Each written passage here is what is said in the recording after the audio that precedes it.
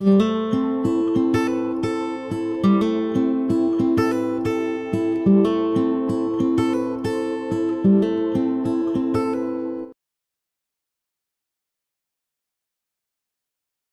ذویل احترام علماء کرام، خصوصیت کے ساتھ حضرت علامہ مولانا سراج عالم صاحب قبلہ، شاعر ہندوستان حضرت اشرف رضا جمالی صاحب قبلہ، اور حضرت مولانا انور چترویدی صاحب اور دیگر علماء کرام، حفاظ کرام اور تمام سامعین و حاضرین، السلام علیکم ورحمۃ اللہ وبرکاتہ۔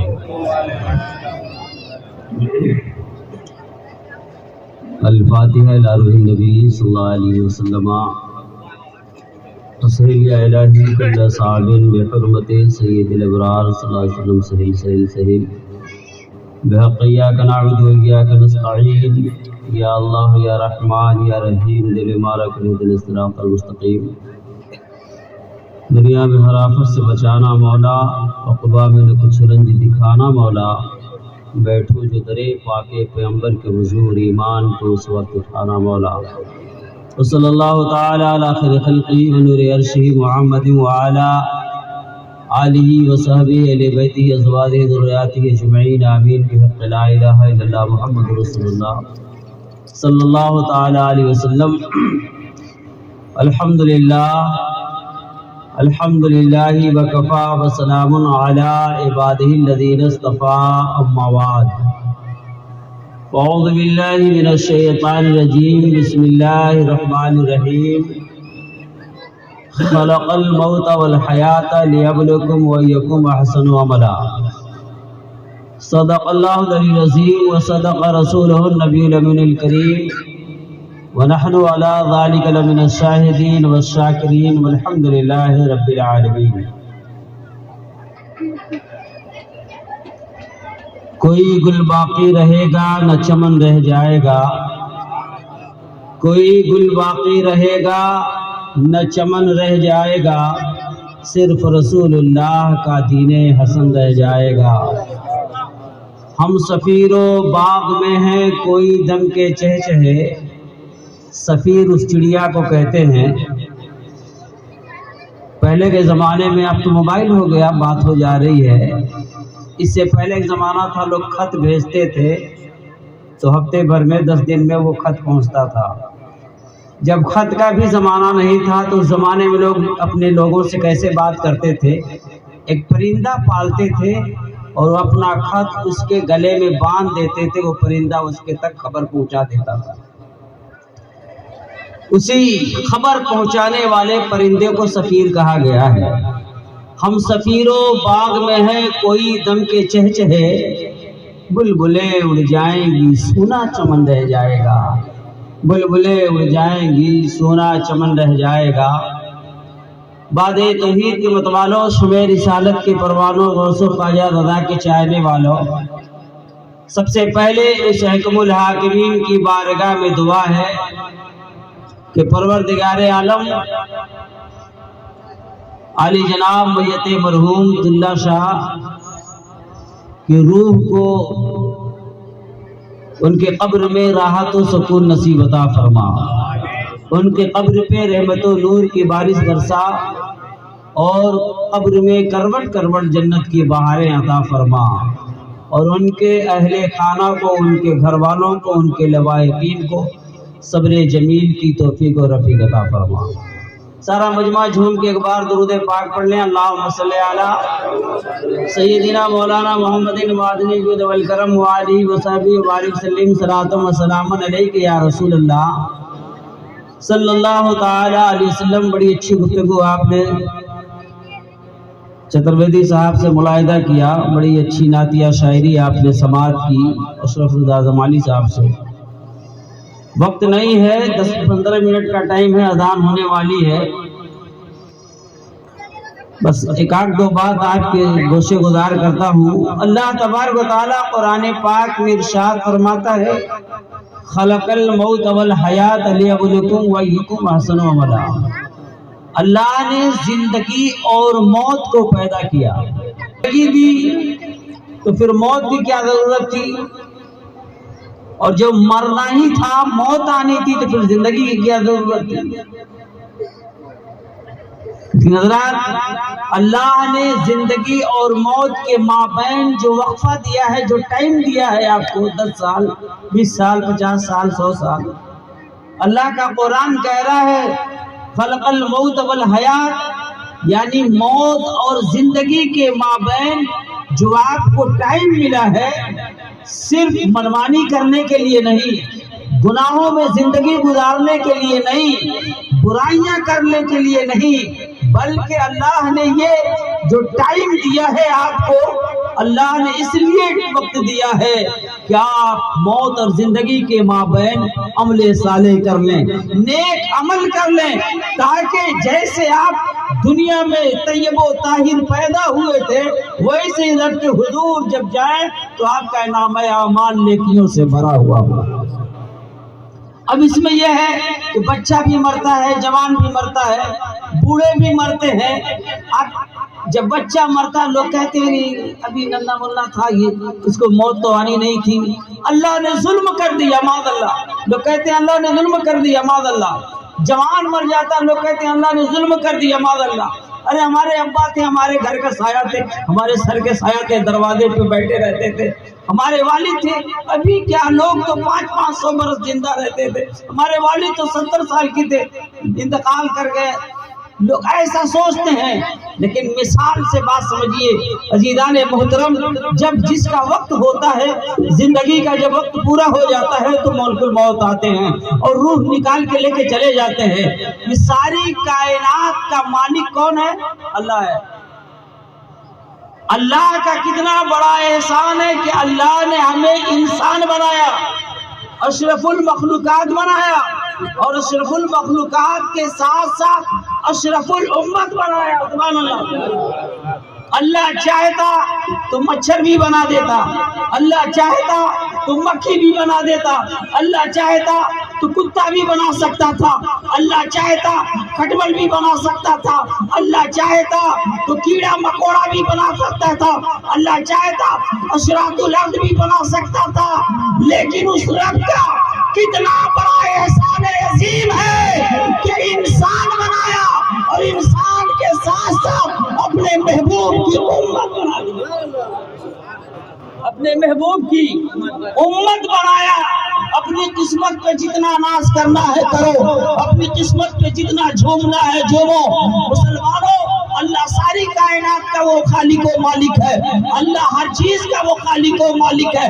اللہ چاہے بچے کو موت دے دے، اللہ چاہے جوان کو موت دے دے، اللہ چاہے بوڑھے کو موت دے دے، اللہ چاہے کسی کو بھی موت دے دے، یہ اس کے ہاتھ میں ہے، اس کی رضا کی مرضی ہے، اس کی حکمت ہے۔ حضرات محترم، ایک مالی جب باغ لگاتا ہے، اس باغ کے اندر بیلا بھی لگاتا ہے، جوہی بھی لگاتا ہے، چمیلی بھی لگاتا ہے، چمپا بھی لگاتا ہے، گلاب بھی لگاتا ہے۔ جب اس کا باغ شباب پہ ہوتا ہے، کھل کے تیار ہوتا ہے، تو جب باغ کا مالک جب اپنے باغ کے اندر جاتا ہے، وہ مالی جاتا ہے، عزیزان محترم، جوہی بھی کھلی ہوئی ہے، گلاب بھی کھلا ہوا ہے، چمیلی بھی کھلی ہوئی ہے، حضرات محترم، اس میں بھی کلیاں بھی ہیں، کھلے ہوئے پھول بھی ہیں، مرجھائے ہوئے پھول ہیں۔ اب باغ کا مالک جب اس باغ کے اندر جاتا ہے تو یہ نہیں سوچتا کہ صرف کھلا ہوا پھول توڑوں گا، اس کی مرضی پہ ہے، کبھی کلیوں کو بھی توڑ لیتا ہے، کبھی پھول کھلے ہوئے پھول کو بھی توڑ لیتا ہے، کبھی مرجھائے ہوئے پھول کو توڑ لیتا ہے۔ آپ اس مالی سے یہ نہیں کہہ سکتے کہ آپ کو صرف مرجھایا ہوا پھول توڑنا تھا، آپ نے کھلے ہوئے پھول کو کیوں توڑ لیا، آپ نے کلیوں کو کیوں توڑا؟ وہ باغ کا مالی جواب دیتا ہے، گلشن میرا ہے، چاہے کلیوں کو توڑوں، چاہے کھلے ہوئے پھول کو توڑوں، چاہے مرجھائے ہوئے پھول کو توڑوں، یہ خدائی خدا کی ہے۔ چاہے اللہ بچے کو موت دے دے، چاہے جوان کو دے دے، چاہے بوڑھا کو دے دے، یہ خدا کی ہے۔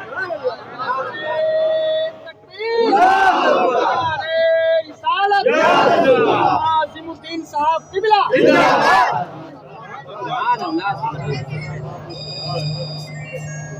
خلق الموت والحیات لیبلوکم ایکم احسن عملا۔ موت تو آنی ہے، لیکن اللہ کیا کہہ رہا ہے؟ اس زندگی اور موت کے مابین آپ عمل صالح کریں، جتنا ہو سکے آپ عمل صالح کریں۔ 40ویں کی محفل میں آئے ہیں مسلمانوں، جب مٹی کی مجلس میں جاتے ہیں، تیجے کی 40 کی برسی کی محفلوں میں جاتے ہیں، جتنی دیر تک آخرت کا ذکر ہوتا ہے، قبر کا ذکر ہوتا ہے، جہنم کا ذکر ہوتا ہے، اتنی دیر تک آپ تو ہوش میں رہتے ہیں کہ نہیں ہم کو مسجد جانا ہے، رمضان کا مہینہ آئے گا تو ہمیں رمضان کا روزہ رکھنا ہے، اگر اللہ نے توفیق دی ہے تو ہمیں حج کرنا ہے، عمرہ کرنا ہے، خیرات کرنا ہے، زکات دینے ہیں، آپ اپنی کھیتیوں سے حق نکال کر اس کا عشر ادا کرنا ہے۔ لیکن جیسی اس مجلسوں سے نکلنے کے بعد دنیا کی محبت میں مو ہوتے ہیں، ساری باتیں آپ کے ذہن سے اتر جاتی ہے۔ قبر میں اتار دینے کے بعد مسلمان جو بے نمازی ہوتا ہے، جس نے فجر کی نماز قضا کی ہے، تو ایک اژدہا سانپ قبر میں مسلط ہوگا، وہ بھی اندھا ہوگا، وہ بھی گونگا ہوگا، وہ بھی بہرا ہوگا، وہ سانپ آپ کے قبر میں مسلط کر دیا جائے گا، اور وہ سانپ ایک بار ڈنک مارے گا تو آپ 70,000 فٹ زمین کے نیچے دھس جاؤ گے۔ حضرات محترم، حدیث شریف میں آیا ہے کہ جب وہ گونگا سانپ، وہ بہرا سانپ، اژدہا سانپ جب ایک بار اپنا ڈنک اگر اس دنیا میں مار دے تو اس کی زہر سے پوری دنیا کو آگ لگ سکتی ہے۔ اندازہ لگاؤ، جب اس کی زہر سے پوری دنیا جل سکتی ہے، پورے دنیا کے لوگ مر سکتے ہیں، تو وہ فجر کے ٹائم جو آپ فجر کی نماز آپ نے قضا کی ہے، تو اژدہا فجر سے لے کے ظہر تک آپ کو ڈنک مارتا رہے گا، پھر وہ ظہر فجر والا سانپ چلا جائے گا۔ آپ نے ظہر کی نماز قضا کی ہے تو پھر ظہر کے ٹائم دوسرا سانپ آئے گا، عصر تک مارتا رہے گا، پھر وہ چلا جائے گا، پھر عصر کی آپ نے نماز قضا کی ہے، پھر عصر کے ٹائم وہ آ جائے گا۔ اسی طریقے سے عشاء تک پانچوں ٹائموں میں اژدہا سانپ مسلط کیے جائیں گے آپ کے قبر میں، وہ قیامت تک آپ کے اوپر ڈنک مارتے رہیں گے۔ کچھ لوگ خوش ہیں، ہم نے اپنے ابا کے نام سے 40 ماہ کرا دیا، ہمارے ابا کی روح خوش ہو گئی، ہم نے قرآن خوانی کرا دیا، ہمارے والد کی مغفرت ہو گئی، ہم نے میلاد خوانی کرا دیا، ہمارے والد کی مغفرت ہو گئی۔ عظیم الدین پوری ذمہ داری کے ساتھ کہہ رہا ہے، جتنی دیر تک میلاد ہو رہی ہے آپ کے ابا کو روح کو مسرت ہو رہی ہے، اس کا ثواب آپ کے والد کو مل رہا ہے۔ جتنی دیر تک درود پڑھا جا رہا ہے اتنی دیر تک ثواب مل رہا ہے، جتنی دیر تک نعت خوانی ہو رہی ہے اتنی دیر تک ثواب مل رہا ہے، جتنی دیر تک سبحان اللہ کہہ رہے ہو اتنی دیر تک ثواب مل رہا ہے۔ جیسے یہ محفل ختم، ثواب ختم،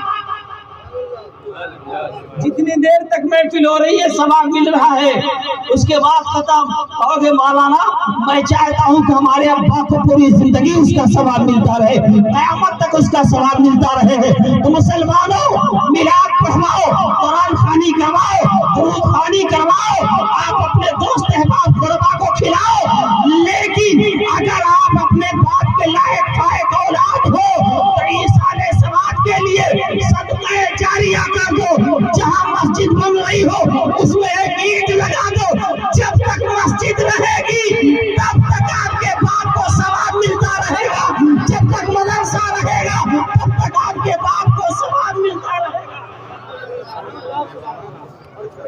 ہے نا؟ جب تک مسجد رہے گی آپ کے والد کو ثواب ملتا رہے گا، جب تک مدرسہ رہے گا آپ کے والد کو ثواب ملتا رہے گا۔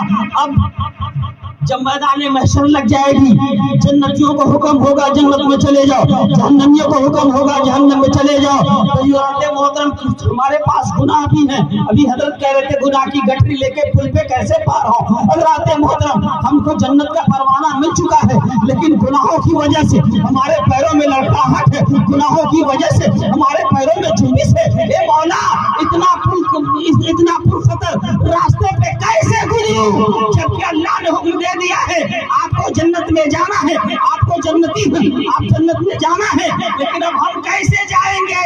ہم کو ہچک ہوگی، ڈر محسوس ہوگا، پل پہ کیسے جائیں گے؟ اعلیٰ حضرت نے کہا پل سے اتارو راہ گزر کو خبر نہ ہو۔ حضرات محترم تو اگر ایسے اعمال ہوں گے تو ہم اس پل پر سے بڑے آسانی سے گزر جائیں گے، لیکن علماء کرام نے اتنی آسان کر کے ہمیں یہ بات بتا دیا کہ اگر ہم نے اپنے باپ کے لیے مسجد بنا دیا ہے، ہم اپنے باپ کے لیے مدرسہ بنا دیے ہیں، ہم جس مسجد میں نماز پڑھتے ہیں، جس مدرسے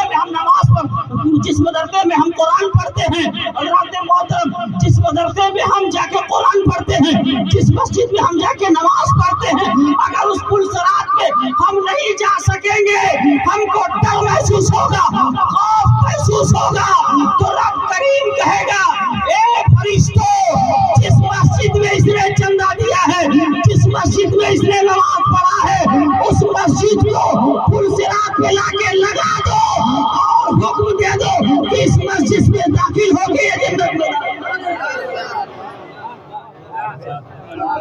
جس مدرسے میں اس نے چندہ دیا ہے، اس مدرسے کو پل صراط پہ لا کے رکھ دیا جائے گا اور حکم ہوگا اپنے مدرسے میں قدم رکھ اور جنت میں چلا جا۔ سبحان اللہ، اپنی مسجد میں قدم رکھ اور جنت میں چلا جا۔ تو اپنے ماں باپ کے لیے اگر ہوشیار بیٹے ہو، لائق فائق اولاد ہو، تو جہاں مسجدیں بنائی ہو، اپنے باپ کے لیے، اپنے والد کے لیے مسجد بنا دو، مدرسہ بنا دو۔ میرے نبی نے ارشاد فرمایا ہے مسجد بنانا ہر مسلمان پہ واجب ہے، مسجد بنانا ہر مسلمان پہ واجب ہے۔ اب کہو گے مولانا ہر کوئی مسلمان مسجد بنانے لگے، بہت ساری مسجد ہو جائے گی، اتنا مولانا نہیں ملے گا امامت کرنے کے لیے۔ کسی طریقے سے تو خیراہی والے مولانا سراج صاحب کو بال چھان کے رکھے ہیں امامت کرنے کے لیے، تو کوئی مولانا آتا ہے 1 سال 2 سال 5 سال کے بعد بھاگ جاتا ہے۔ حضرات محترم تو اتنی مسجد کیسے بنائیں گے؟ تو میرے نبی کا فرمان سنو، جہاں مسجد بنتی ہو، مدرسہ بنتا ہو، اس میں حصہ لے لو، تمہارا بھی مسجد بنانے والوں میں نام ہو جائے گا، تمہارا بھی مسجد بنانے والوں میں نام ہو جائے گا۔ یہ بھی اعمال حسنات میں سے ہے۔ تو خلق الموت والحیات لیبلوکم ایکم احسن عملا، اللہ نے زندگی اور موت کے مابین جو ہمیں وقفہ دیا ہے، جو ٹائم دیا ہے، اس میں ہم عمل صالح کریں، نیک عمل کریں، برائیوں سے بچیں۔ ٹائم نہیں ہے جو تفصیلی پیرائے میں گفتگو کی جائے، اس لیے کہ ہم بولتے رہیں درود پاک پڑھ لیں، اللہم صلی علی سیدنا مولانا محمد وعدنی جود والکرم وآلہ وصحبہ وبارک سلیم، صلاۃ و سلام علیک یا رسول اللہ صلی اللہ تعالی علیہ وسلم۔ حضرات محترم، یہ زندگی بڑی قیمتی چیز ہے، اس کو سنبھال کے رکھنے کی ضرورت ہے، سنوار کے رکھنے کی ضرورت ہے۔ کتنے لوگ آتے ہیں، ہم فلاں کے مجلس میں گئے تھے، ہم کو مزہ نہیں آیا، بڑھیا اچھی نعت سننے کو نہیں ملا، اچھی تقریر سننے کو نہیں ملی۔ کتنے لوگ مزہ ڈھونڈنے آتے ہیں، مدھوبنی سے چل کے ان کے گاؤں گئے، ہم علاقے میں ان کے گئے ہم تقریر کرنے کے لیے، پٹنہ سے دور 100-250 کلومیٹر جانا پڑتا بائی بس، بڑی حالت خراب ہو جاتی جانے میں، اتنی دور سے حضرت چل کر آئے آپ کے نعت پڑھنے کے لیے۔ سبحان اللہ، ہے نا؟ بہار وغیرہ پہلے میں بہت گھومتا تھا، جاتا تھا، حضرات اتنی دور سے آئے اور ان کے جانے کے بعد کہے گا اشرف جمالی نے پڑھی نا آدمی، بڑا مزہ نہیں آیا، عارف جمال صاحب نے تقریر کی، مزہ نہیں آیا، چترویدی صاحب نے تقریر کی، مزہ نہیں آیا، مولانا عظیم الدین نے تقریر کی، مزہ نہیں آیا۔ مزہ کیا ہوتا ہے؟ جب اللہ کے رسول کی رحمت، اللہ کی رحمت، رسول کی محبت جب یکجا شامل ہو کر کے اس محفل میں برسنے لگتی ہے تو اسی کو رحمت و نور کی بارش کہتے ہیں۔ رحمت و نور کی بارش ہونے لگتی ہے، جہاں نعت خوانی ہوتی ہے، جہاں درود خوانی ہوتی ہے، رحمت و نور کی بارش ہوتی ہے۔ تو رحمت و نور کی بارش کو دیکھا نہیں جاتا، محسوس کیا جاتا ہے، دیکھا نہیں جاتا، محسوس کیا جاتا ہے۔ محسوس کرو کہ نہیں، رسول کی آمد ہے، فرشتوں کی آمد ہے، اللہ کے رحمت برس رہی ہے، محسوس کرو اس چیز کو۔ حضرات محترم، ایک واقعہ سناتا ہوں، محسوس کرنے کا ایک واقعہ سناتا ہوں۔ حضرت نظام الدین اولیاء اور ان کے مرید تھے امیر خسرو، سبحان اللہ، نظام الدین اولیاء امیر خسرو، اللہ اکبر۔ آج نظام الدین اولیاء جیسا پیر نہیں ہے اور امیر خسرو جیسا کوئی مرید نہیں ہے، محبوب الہی جیسا پیر ہونا چاہیے، امیر خسرو جیسا مرید ہونا چاہیے۔ ایک دن محبوب الہی کی بارگاہ میں ایک سائل گیا اور جانے کے بعد کہنے لگا حضور مجھے کچھ دے دیجئے، کئی دن کا بھوکا ہوں۔ اس دن محبوب الہی کی جیب میں پھوٹی کوڑی تک نہیں تھی، پھوٹی کوڑی جانتے ہیں نا؟ ہاں، पहले तो वो चलता था, आज के ज़माने में कहाँ अठन्नी चौन्नी सारी तो बंदे हो गई है। हाँ, तो फूटी कौड़ी भी नहीं थी, तो उन्होंने क्या किया, कहा भाई मेरे पास तो कुछ नहीं, क्या दूं? उनकी जूती थी, तो आपने फरमाया ये जूती ले लो, काम चल जाएगा तुम्हारा। कहा हाँ हुजूर, औने पौने करके भेज दूंगा, काम चल जाएगा। तो साहिल ने महबूब इलाही की जूती ली और बगल में दबा के जा रहा था। अमीर खुसरो कहीं से मुशायरा पढ़ के आ रहे थे, सुभान अल्लाह बोल दो, मुशायरा पढ़ के आ रहे थे।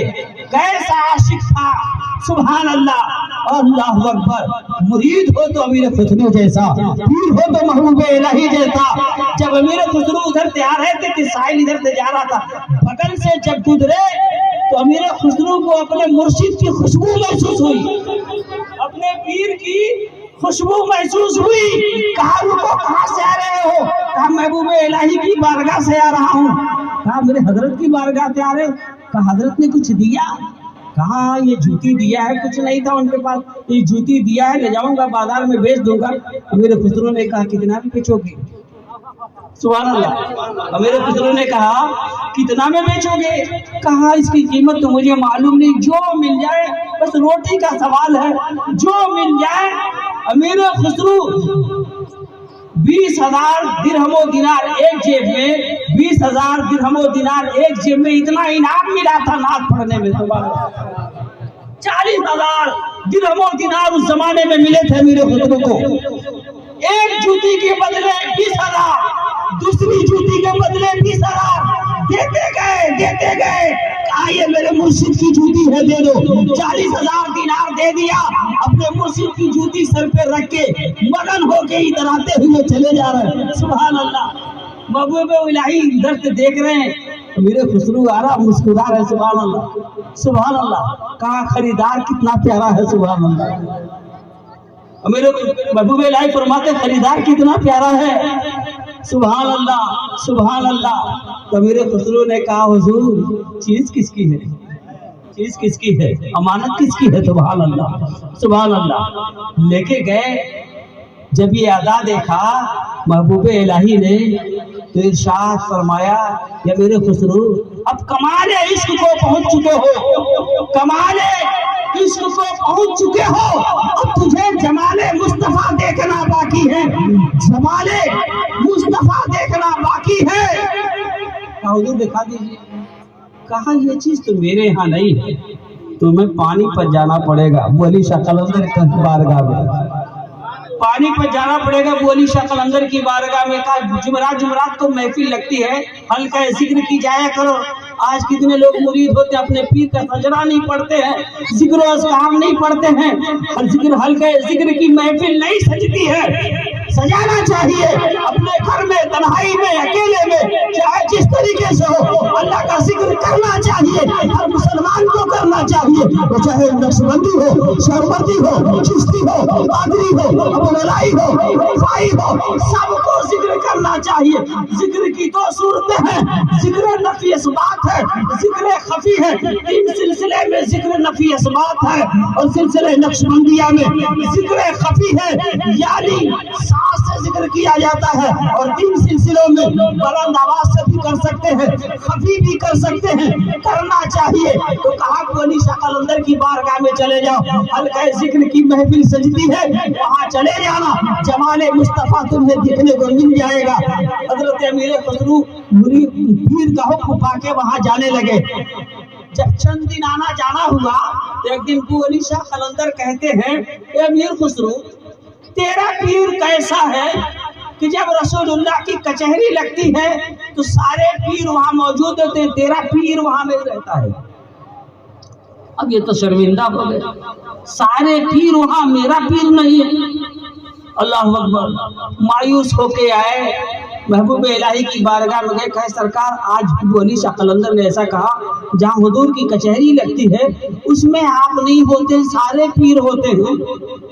तो महबूब इलाही ने जवाब सिखाया, कहा कि जाओ आज अगर आप पूछेंगे कि तुम्हारा पीर वहां नहीं रहता तो तुम कह देना हुजूर रसूल की कचहरी तक पहुंचा दीजिए, मैं अपने पीर को ढूंढ लूंगा।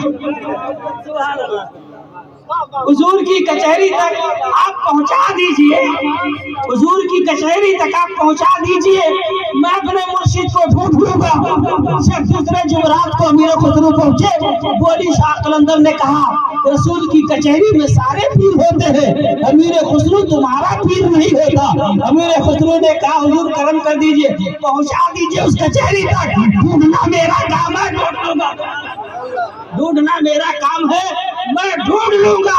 تو اس کا ایسا پیدا کرو مرشد کی نظر تم پہ ہو جائے گی، آپ کے زندگی کی معراج ہو جائے گی۔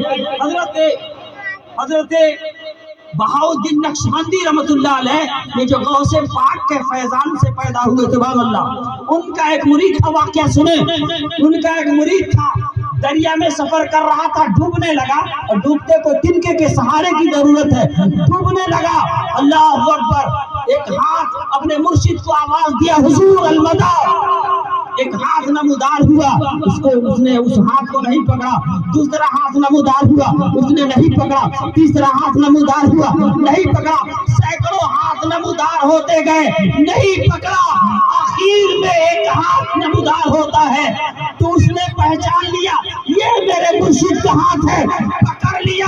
جب مرشد نے اس کو باہر نکالا تو حضرت بہاؤالدین نقشبندی رحمت اللہ علیہ کہنے لگے ارے سینکڑوں ہاتھ نمودار ہوئے تھے، کسی ایک ہاتھ کو پکڑ کر کے تم باہر آ جاتے، تم نے میرے ہاتھ کا کیوں انتظار کیا؟ کہا حضور اگر دوسرے ہاتھ کو پکڑتا تو پتہ نہیں کس کا ہاتھ تھا۔ بہاؤالدین نقشبندی فرماتے ہیں نبی کا ہاتھ تھا، پکڑ لینا چاہیے تھا، علی کا ہاتھ تھا، پکڑ لینا چاہیے تھا، حسین کا ہاتھ تھا، پکڑ لینا چاہیے تھا، امام جعفر صادق کا ہاتھ تھا، پکڑ لینا چاہیے تھا، حضرت باقر کا ہاتھ تھا، پکڑ لینا چاہیے تھا، جنید بغدادی کا ہاتھ تھا، پکڑ لینا چاہیے تھا، ابو سعید مخزومی کا ہاتھ تھا، پکڑ لینا چاہیے تھا، حضور غوث پاک کا ہاتھ تھا، پکڑ لینا چاہیے تھا۔ تو اس نے کہا حضور میں غوث پاک کو نہیں جانتا، ابو سعید مخزومی کو نہیں جانتا، جنید بغدادی کو نہیں جانتا، حضرت امام جعفر صادق کو نہیں جانتا، امام باقر کو نہیں جانتا، امام رضا علی کو نہیں جانتا، موسیٰ کاظم کو نہیں جانتا، حسین کو نہیں جانتا، علی کو نہیں جانتا، نبی کو نہیں جانتا، حضور صرف میں آپ کو جانتا ہوں، آپ کی وجہ سے مولا علی ملے ہیں تو آپ کی وجہ سے بلند آواز سے نعرے تکبیر، نعرے رسالت، عاصم الدین صاحب قبلہ، جشن عید میلاد النبی، راہی کے سنی مسلمان، ماشاءاللہ ماشاءاللہ۔ حضور اگر غوث اعظم ملے ہیں تو آپ کے ہاتھوں کے صدقے، اگر امام باقر ملے ہیں تو آپ کے ہاتھوں کے صدقے، علی ملے ہیں تو آپ کے ہاتھوں کے صدقے، حسین ملے ہیں تو آپ کے ہاتھوں کے صدقے، نبی ملے ہیں تو آپ کے ہاتھوں کے صدقے۔ حضور اگر آپ کا ہاتھ چھوڑ دوں گا تو علی کا ہاتھ چھوٹ جائے گا، اس لیے میں نے سوچا آپ کے ہاتھ کو پکڑ لوں، سب کا ہاتھ میرے دامن میں ہو جائے۔ قادریوں میں اٹھا قدر عبد القادر قدرت نما کے واسطے، وآخر الدمانہ الحمدللہ رب العالمین۔ سلام۔